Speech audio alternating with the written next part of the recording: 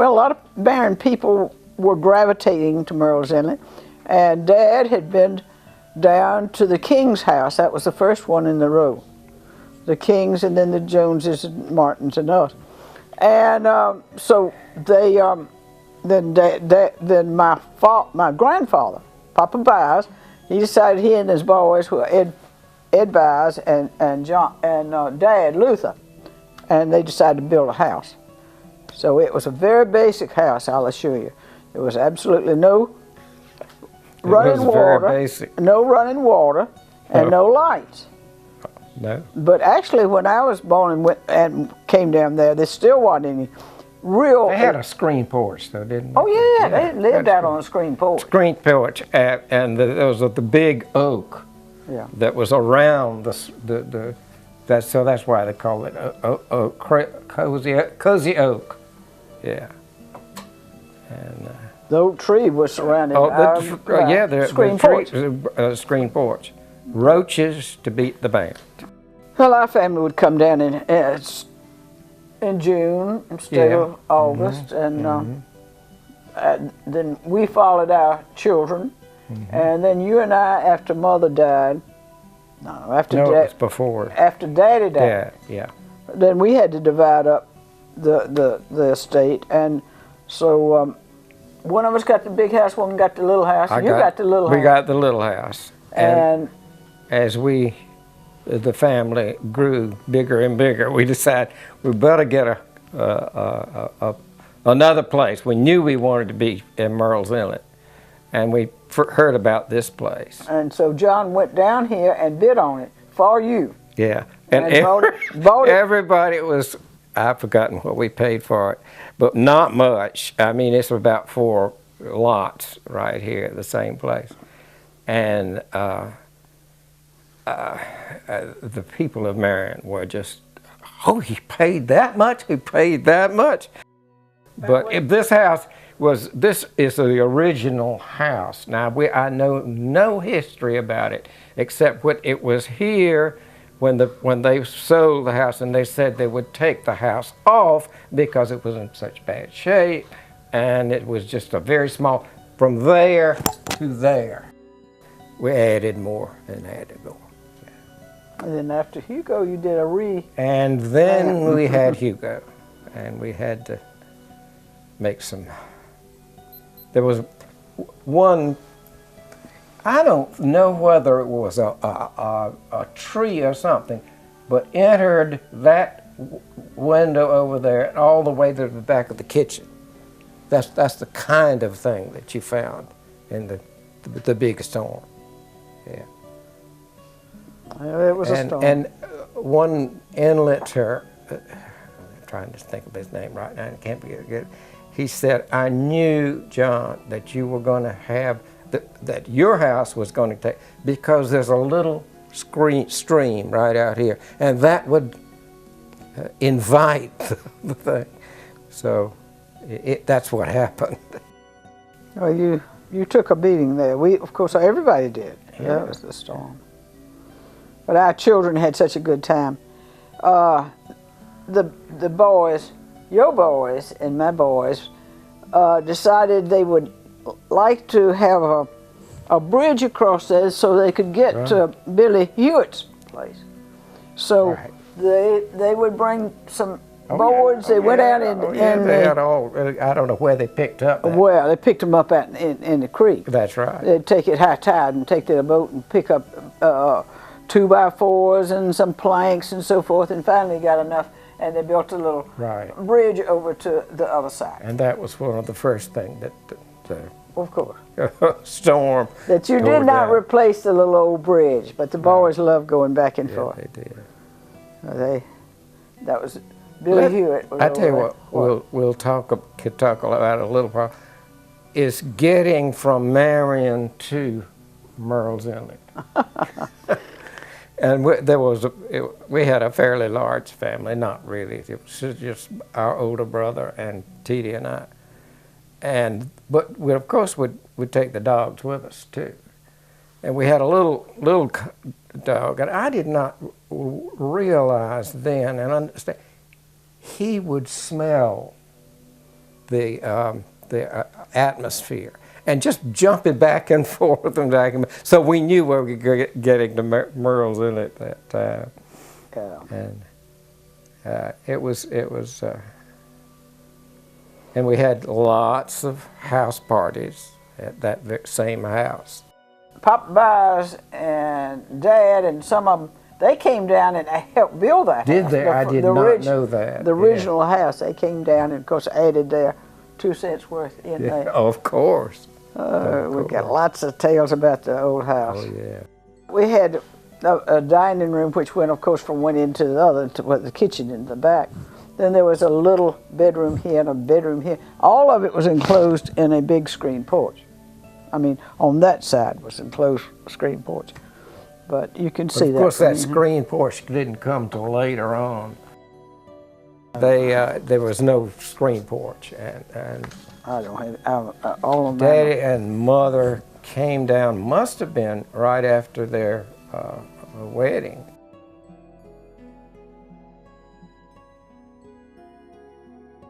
Poor dealer, yeah. Actually, he had gotten his PhD in plant pathology. Plant pathology at where? At University of Michigan. Michigan, yeah. And then he came back to Marion and was offered this Ford dealership.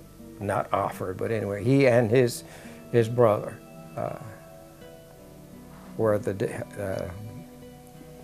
dealers then at that time.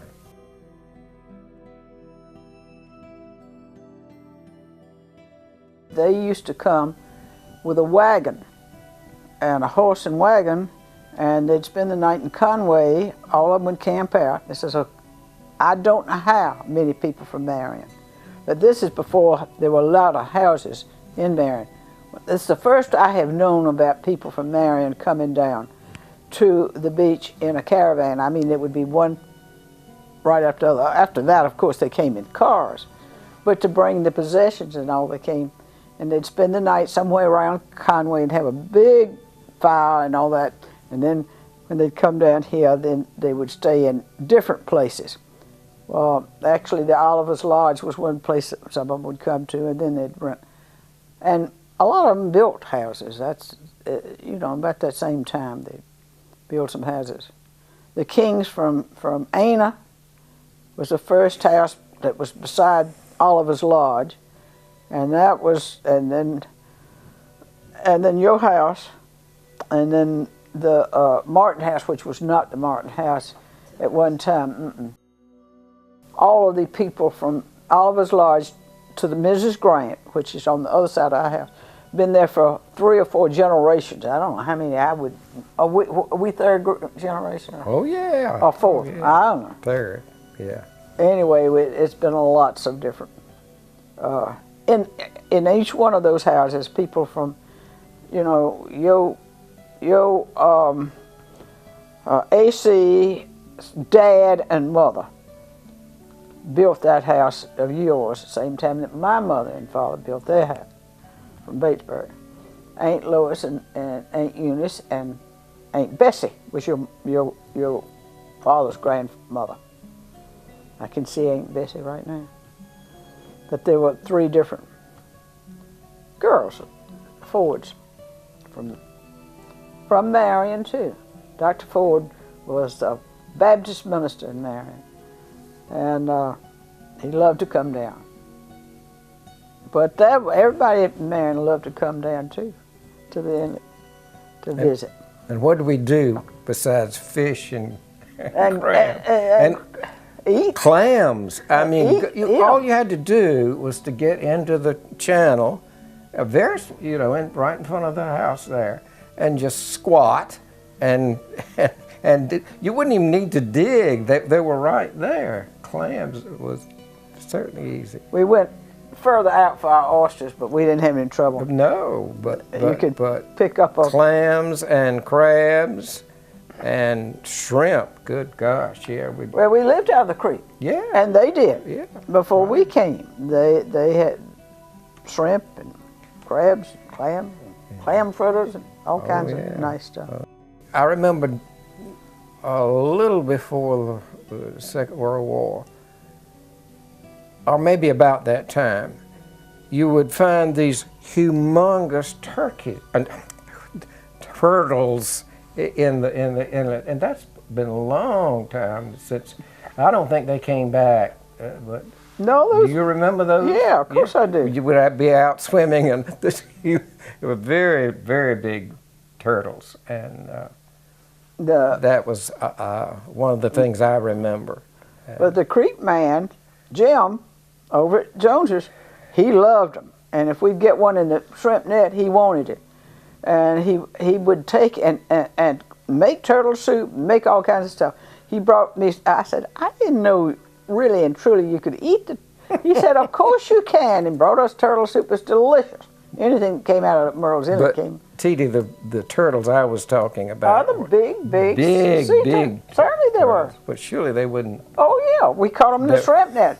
We had our own creek boy, David, and Jim was across the street there that worked for the West and several different people, and he'd come by. He was a creek boy, but we had one that stayed, came every single day. He lived in the house. Well, he did. He actually did after Daddy and Mother built the house in Marion. Right. And he moved to Marion. I thought they had a room in the old house in Murrells Inlet, but I don't. He may have. I think he may have. I think so. But his family lived down the road there. But I think you're right. I think he did live there. Mm-hmm. I remember. For a while there, I know. Mm-hmm. But we'd bring our own servant down that had. I don't know that David stayed maybe more than a year. Or we'd bring some. Oh, I thought it was more than a year, but we brought a cook down with us, a nurse. Mother wouldn't have dared come down here without some help bringing the children. That was just as important as getting us down here. The funny thing is about where we got ice from, and we had two big refrigerators on the backyard, back porch, and there were ice boxes. I mean, literally ice boxes with the weighted tops that would pull down, with the weight. And we'd get to our ice from Wausau, and we'd go know when the boat was coming in, and bring on the forward bumper. I remember. By the time you had bought a big piece of ice and got it back on the bumper of the car in the summertime, it wouldn't be half the size. But anyway, the ice was so scarce. I mean, it's hard to get and so forth, that we weren't allowed into the refrigerator. And we were not allowed iced tea because the ice was too precious to chip and put on the table. So it had to be done for the refrigeration of the seafood that we'd have, or whatever kind of food we had. The only store we had was Easton's store, big white store there. And it was there for a long time, of course. Then I think the biggest change that's happened is the fact that that whole area over there were no houses. There were no houses at all. Of course, they couldn't during the war when the planes were used it for practice. Used it for practice. Nobody could go over there. You couldn't.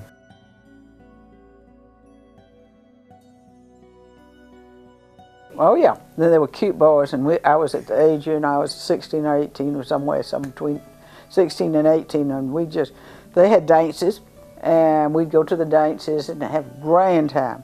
Nice boys, what they call the crash station. I guess they mentioned the crash station. And it was a splinter from the airport there at Myrtle Beach, It was a splinter group that stayed in a big barnish place, but anyway. Down here or over at Myrtle Beach? No, it was right down here. It's down where one of the restaurants is on this side. I bet there were at least 20 of them that stayed here all the time. Because why it was called crash boats is because they went out when the airplanes, they actually had, this is a battlefield. I mean, they would dive in here. And so the crash boats, they would have to notify the crash stations, and somebody in a boat was always available to go and pick them up in case some of the flies, and I'm sure there were probably some deaths too. Yeah, Sister Peterkin tells about a wreck that happened. I'm not surprised. 2 of them were killed.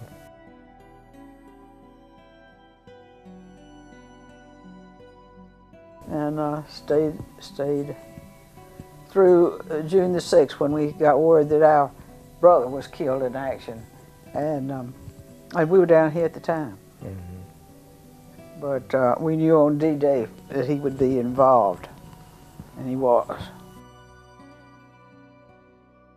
But we'd have a grand time. We'd have a grand time, and everybody on the docks would swim together, and we all couldn't wait till high tide so we could go in swimming and stay in a couple of hours, you know.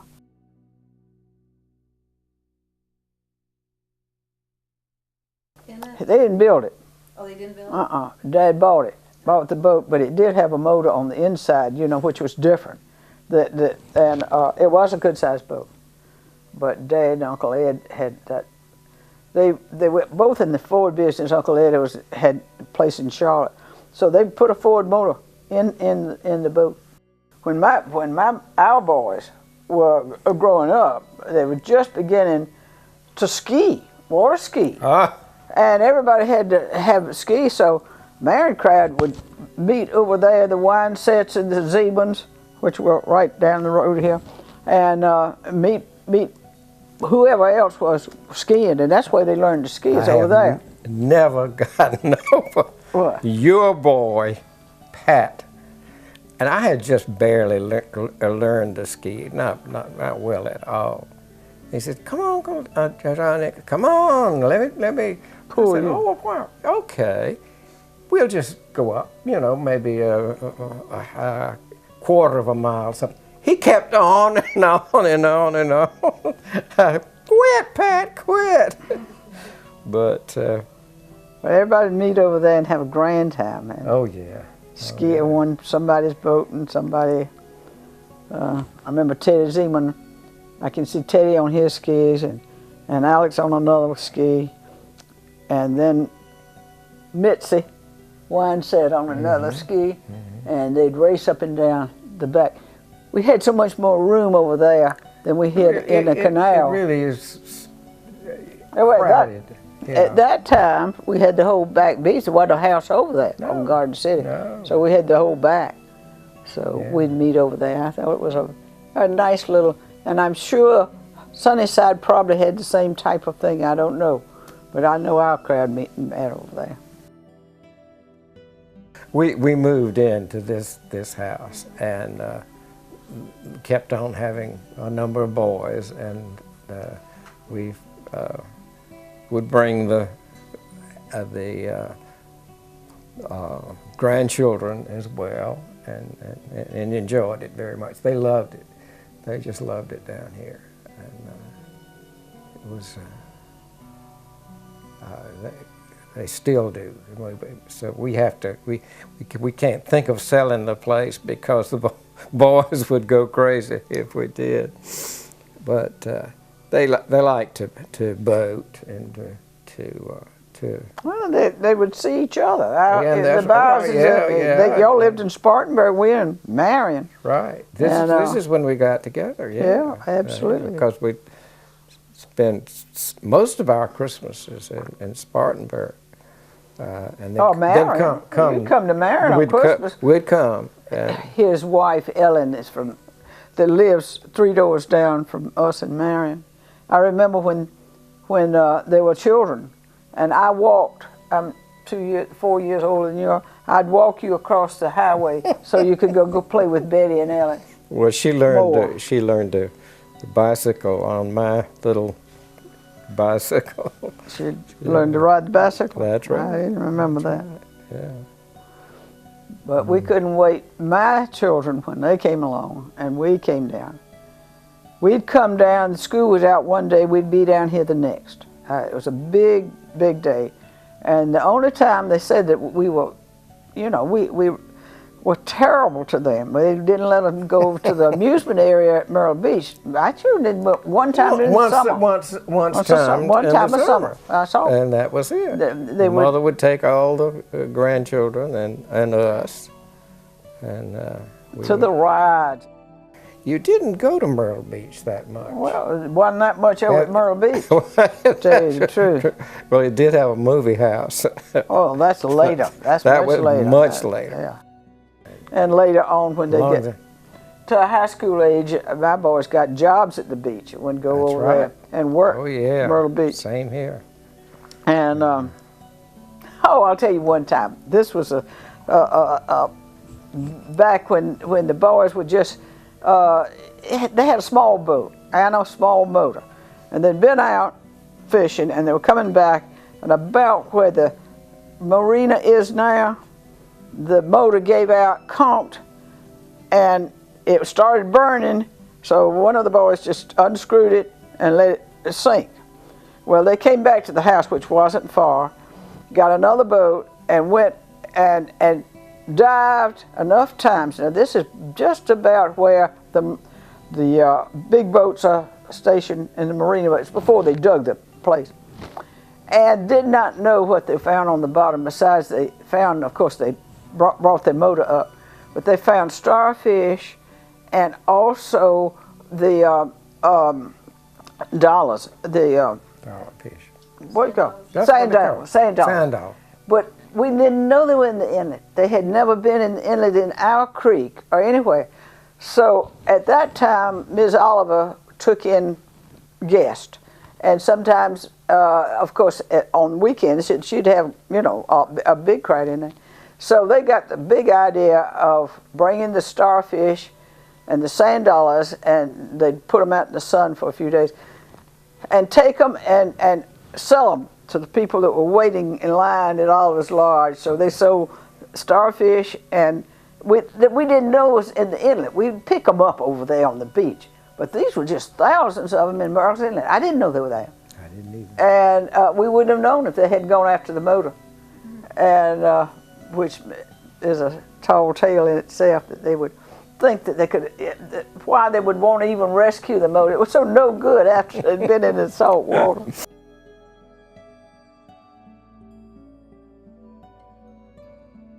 Yeah, they did. They made some money off selling. Yeah, absolutely. And until they gave out, because they love Oliver's Lodge anyway. Teeny was so good to them. Old Teeny would get on the back porch and she'd rock and tell them stories. And they'd go over there, and all the cooks knew the boys, and would feed them hush puppies, you know, as long as they could possibly hold on to a hush puppy. Mike was Teeny's boy, and he was the same age. He was named after Mike. Michael was Maxine's son. Maxine, Okay. who was the son of Teeny. What was Captain? Yeah, Teeny. Oliver. What was his name? I can't remember. Captain Oliver. I don't know. All I remember. Yeah. Well, we call him Mac, so it must have been Mac. That's right. Somebody. That's right. But what was the Mac from? I have no idea. I always heard of Mac Oliver, and of course his dad was Captain Oliver. I always spoke of him as Captain Oliver. And then later on, Mac brought his boat. First had it up at Sunnyside, but then he brought it back down and built a little bit better dock and took people out fishing from there. I didn't know it started that way. Started up there at Luther Smith's dock, and then he built a dock there at Oliver's Lodge and took people out.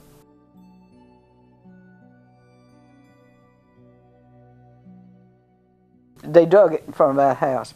But what we would do, there was a point up there about where the church is, a nice shell point, and that's where we would go with our boats in order to either put them in or take them out. And that was the closest place that was deep, Shell Point, right in front of where the church is right now. before it made that curve in Malata Creek and went around. Some people were not able to pay the price like Mr. Grant was, and somebody else at the house right next to us, they weren't interested at all in having it dug. So Daddy paid for 4 or 5 different people's right to cut in there. Not Dad. Was that was before this was canal? No, I'm talking about the first canal, and it wasn't Dad. It was John. Okay. I'm getting 2 men. Because I'm getting confused. It was John, and I don't remember the first year that it was dug through there. I can see this was not dug for a long time. Well, later, much later. And you had to, because Ellen's father had a place down here, and they had to, the property owners had to put in a certain amount of money to have that. That's what I was saying. Yeah. A lot of people didn't have the money, and they had. And John paid for. I know he paid for Mr. Grant and the people next door on the other side of us, and they could have paid for it, but they weren't interested in having it dug. I know.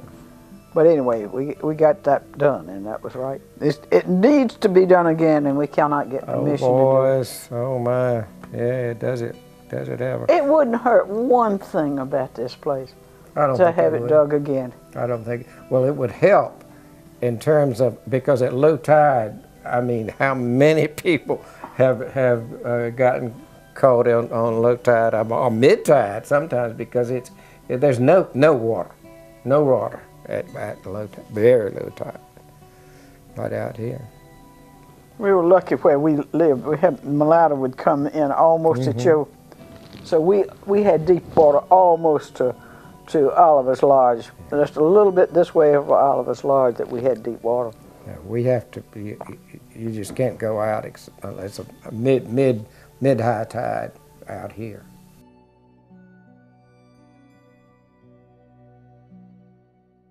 We had a pony. Yes, this is when you and I came down with Mother, except David drove us down. Dad had a big car. I've forgotten exactly what kind it was. But anyway, he took the seat out of the back seat of the car. It was a big old car.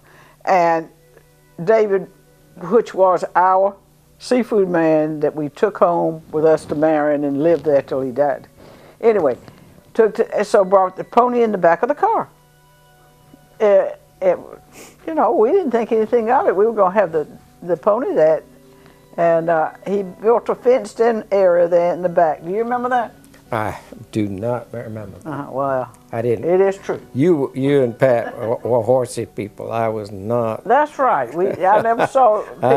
I did. Pictures all over of us on horses. That's right. And I did not care for it. We were in a small town, and Dad and Mother had just built a real nice home there. But we owned all the way across the block to the next street. So Dad had one part fenced in and had a stable. This is in the city And our limits. next door neighbors did not care very much. Well, we didn't have any next door. Merton Lynn. Merton Lynn. Oh, yeah. Well, they weren't right next to it until Nona Wynn built her house. But, we kept a horse, at least one horse, at the house at all times. We had a peacock. Oh, yeah. Tell them about the peacock. I don't remember much about the peacock, but I remember that Marion did not take fancy to that. Hey, they made so much noise. Well, they did. Finally, Mother told Dad he had to take it out to the farm, so we got rid of the peacock. But it certainly was pretty, and it stayed around. There was no reason in the world for it to stay. That's true. It just stayed in our yard. Mother thought it looked so grand to have a peacock in the front yard where the Well, it gave Marion something to talk about. we usually had something to talk about. That's right. It's a small town. Yeah. Oh, yeah.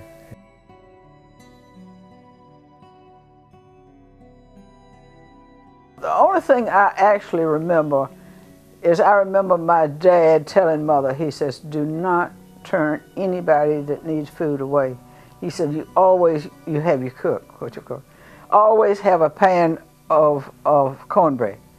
But there'd be other things too, but he said never give out a cornbread, and when anybody comes, you cut pieces of it and put it in a bag so they can take it with them. So nobody ever came to our house that didn't get food. But otherwise, I don't remember anything about the Depression. I was not, we weren't old enough to be concerned. I just born when it started, I guess. I don't remember. It didn't affect us. It didn't.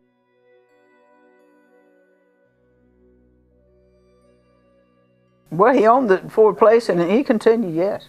And I don't know how much business he did in there, because I don't remember anything about it. But we evidently made out fine, because he certainly was accumulated enough to build a real pretty house later on. So I don't know. It didn't affect me at all.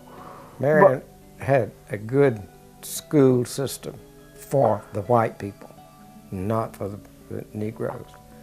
But I got it. It wasn't good for the blacks too? Well, because I don't think that. No, I don't think there's a question about that. Okay.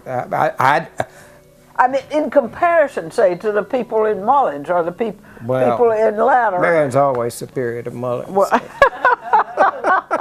that's true too. Oh my! But I got a pretty good education in Marion. When I went to Furman, I did okay except for math. I didn't do too well with math.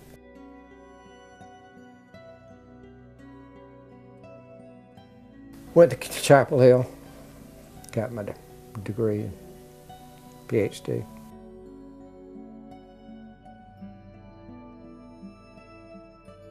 You were very lucky, just like we were with David. You were lucky with Alberta. You better believe it.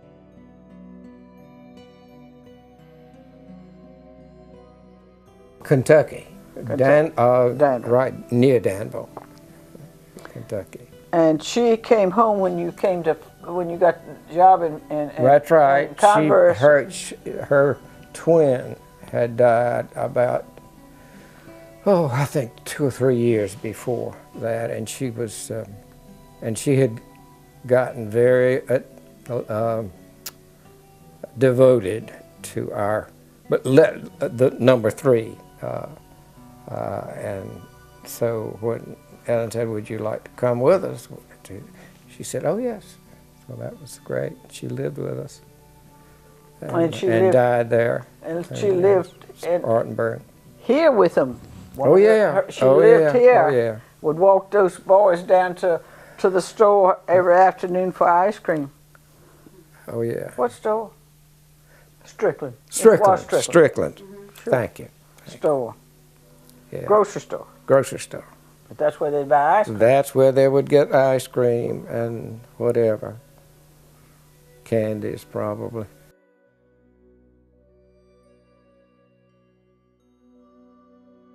At North Carolina, University of North Carolina. He came back after the war, and he had 1 more year to finish. They'd taken him out, put him in the Army.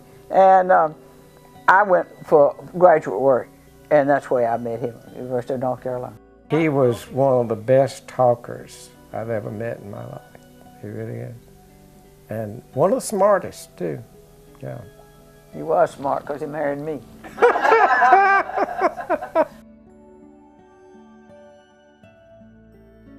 In social studies, and I forgot what all the things I was going to do, but the only other school that offered extra work was University of Michigan. I said, "Dad, do you want me to go there?" He didn't want me to go to University of North Carolina because of Dr. Graham was such a Democrat, and Dad was Republican. He just hated it. Dr. Graham was bad.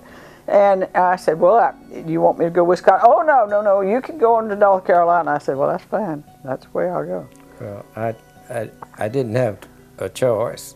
It was either I could not go to the University of South Carolina. He didn't, but I could go to Clemson. But since he was a good Baptist, he decided I could go to Furman. so that was all right.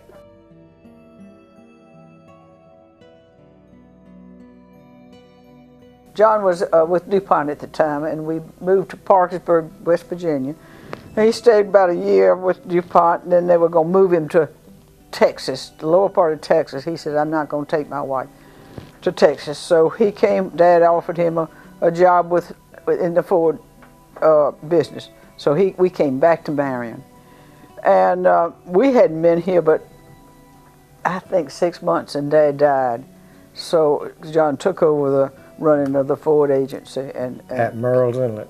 Huh? No, Marion. Yeah, Daddy died at Murrells Inlet. Oh yeah, he died at Murrells Inlet. He did. We were getting ready when he died. We had come down in June, 1st of June, and John and Mother and Dad and I had come. Dad had just bought a big lawnmower type thing so he could cut a lot of grass. And he was cutting the grass, had finished, and he came in and was sitting on the porch rocking, and I heard him take a breath like that, and it was gone. And we had a doctor, Dr. Martin, right next door, sitting on the porch. Couldn't have had a doctor any closer. Otherwise, we'd have, I had somebody in Myrtle Beach, and he came around. No, he's too late. He would just die that quick. So that was young. 1950. Yeah, well, that's been a long time ago. He was what? How old? Oh, I don't know, but he was 1950. In early 60s, I think. I think he was 63. We were getting ready for you to have I was going to have a house party. That's why we were there to cut the grass, and Mother and I had somebody in the kitchen, but we oversaw the cleaning. I was going to say we were cleaning it up, but I know we didn't. I know we had somebody in the kitchen. Cleaning up, getting ready for the summer. Oh, yeah. You had to do that then, because you weren't living there all the time. God. There wasn't any way to heat it. Yeah. I remember before we had electricity. You probably don't remember that. We had lamps. I don't. We had lamps and lit the lamps at night, and one of the children's jobs, which I was one of the jobs, was to clean the lamps the next day. The chimneys on the lamps, you don't remember that. No, I didn't. I didn't have to do the lamps. He's 4 years younger than I, and so we had lots of stuff that I did that you didn't know how to. But I do remember. I had a good friend in Myrtle Beach, and they had a very fancy house right behind what was the old Earl Atkinson, and they had this very fine house, and right next to the $1 Million Hotel. Right, very close to the $1 Million Hotel. So I'd spent the weekend there, and when we came back, Daddy had just started doing what was he? Not air conditioning. No, he put a heat. I was so embarrassed because they were so pleased about putting some basic stuff. Well, it was a heating plant that he ran the heat out to the outside shower. That's the only shower. That's right. It was going to be we now have a warm shower. We have a heated. Oh my God. We have a heated shower to come in out of there. My. It made a difference to us. Oh. But you were so embarrassed. Oh, I was this lovely home at Myrtle Beach. Yeah. That's all right. Yeah, it's ridiculous.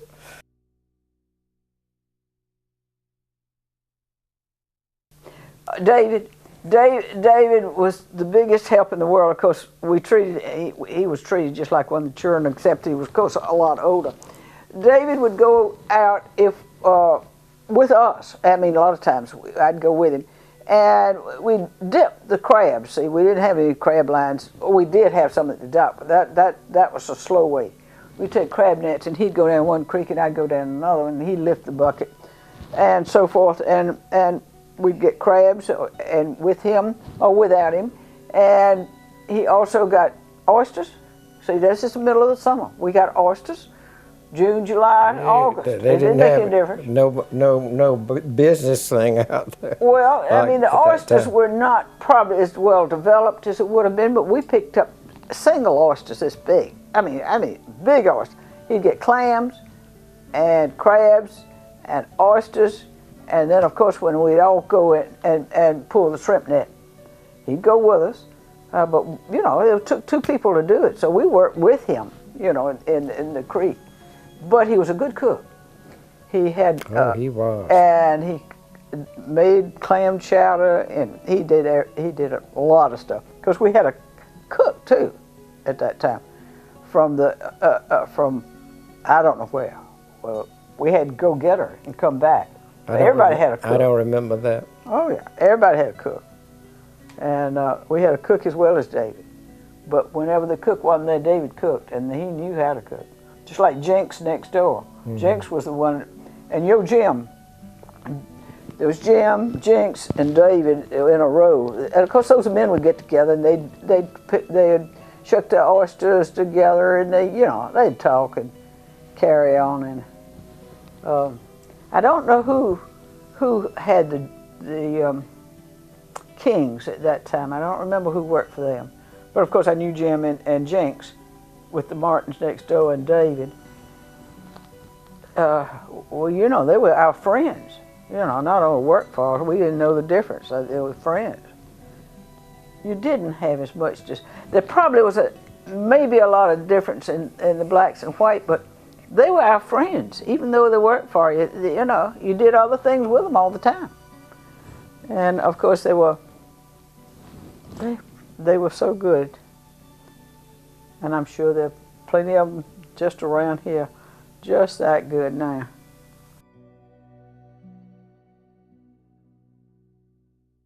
Okay, well, of course we had horses. Mm-hmm. Well, we had kept 2 horses most of the time in the back. Like you said, you weren't very interested, but Pat and John, the Daddy, were. And he'd look up, but he and Mother landscaped. We've got a big, all the way from one street to the other. And it was nothing but woods in there when Dad built the house. And this is when we took David back. And like I said, when Dad planned the garage, he planned to have 2 rooms and a bath overhead for David. I mean, it was already, and David wasn't but 18 when we first started with him, but he was 20 by the time Dad built the house. And he did everything in the yard. He'd do anything. And he and Mother would plan it and sit in a chair and direct David, you know, to do. But they did a beautiful job of landscaping the whole place. And probably one of the toughest things he did was trying to teach me to drive the car. He taught us all to drive. Yeah. And he would take us to school when Mother, you know, Dad didn't fool with us much, but Mother would, but David would come get us in the rain and do everything. Taught us to how to drive, and did everything with us so far that needed to be done. And of course, when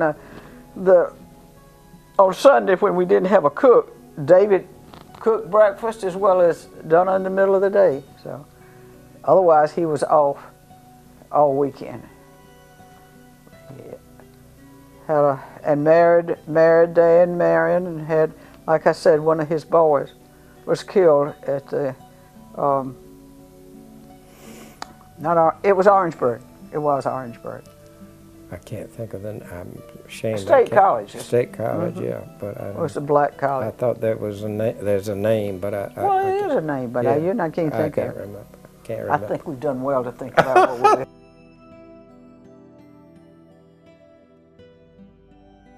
Well, I tell you what, it was the only highway at one time. Which are we talking about? Yeah, that's right. We're talking about the one that before we ever had, you know, more than just a little. This was the Murrells Inlet Road. Now it wasn't we still had the dirt road in the back. We didn't have pavement for a long time between us and Myrtle Beach. That's true. But we didn't come by Myrtle Beach anyway. We'd come by Sockasty. The road was better, and when I say road, I mean it was not paved for years. I don't know when it was paved to come through there.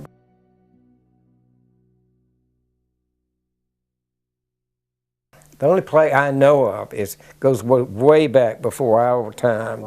They did a thing of what was Longfellow's Hiawatha. Right. Okay. But I don't think we did any drama as such, but we played lots of games and listened to ghost stories. That was one of the big thing. And there were along up that way. Oh, you're talking about the old Wilcox house, Clark Wilcox. I'm talking about Clark Wilcox, but I'm also talking about ghost stories that are based on lots of houses near your fine house now, and on back of that we had lots of ghost houses that were simply people who couldn't keep the house up and they would leave the house there.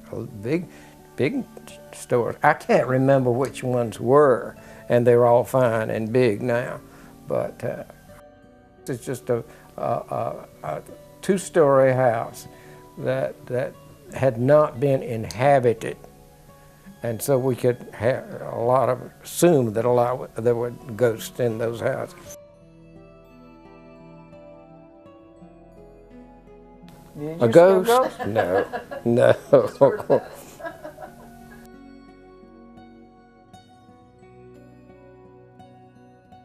I remember when, of course, the little church was there. It was just Dolly, and Ms. Oliver would have Sunday school for the children. And as children, we'd sit on the jogging board. She had 2 jogging boards out on the front porch, and I remember Mother saying one time she could put a dress on me, but she saw we didn't have shoes on, and all these children with the bare feet on the jogging board while she was trying to talk and give us some Bible study. Well, I'll tell you the truth. On Sundays, we didn't go to church a lot. Mother did, but we every Sunday, one of the sweetest, prettiest ladies, Miss Grant, would walk by, and we would be sitting out there chatting, telling jokes and all that kind of thing. But anyway. Miss Grant went to church every Sunday. Oh yeah, she really did. Well, Mother went a lot.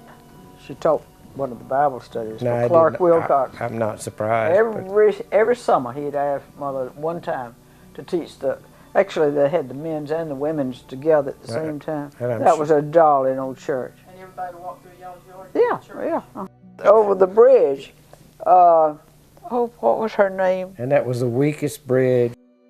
Oh yes. That was, and the Glants were very glad to have that done. Yeah. I mean, you don't want people walking in front of your house the whole time. To the west house, and she had fig trees, and she knew Mother loved figs, and so when the figs, what's that, May, last of May, 1st of June, when the fig trees, I always walked across there and picked the figs.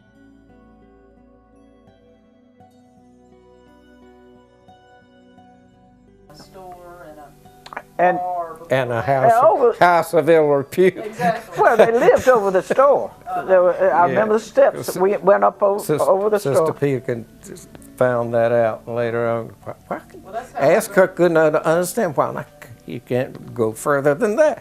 And it's just it was a house of ill repute.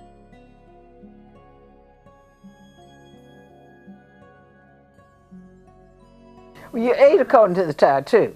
If it was the right tide in between tides in the middle of the day, then you ate your big meal in the middle of the day when the cook could be there. That's what you usually did. But if the tide was a little later on, then you ate a little later on if you could keep your cook there, or she'd leave things on the back of the stove. Well, because you'd be doing something on high tide. You'd be out there swimming or skiing or whatever it was that you happen to be doing. Now, when it's low tide, you were working out there, and you're not going to come in and eat. So we called it working, but we, clamming or fishing or something. But dragging that shrimp net was hard. It was not hard easy. work. It still is hard work. It was not easy.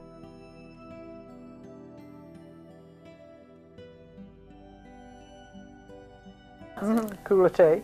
I can't remember. Well, I call it couleté, but I was adding a little French in there. Yeah. But we had wonderful times. It wouldn't have. We sure did. And my children just loved it too. I mean, they still do love it. One of them will be down here all the time, I'll assure you.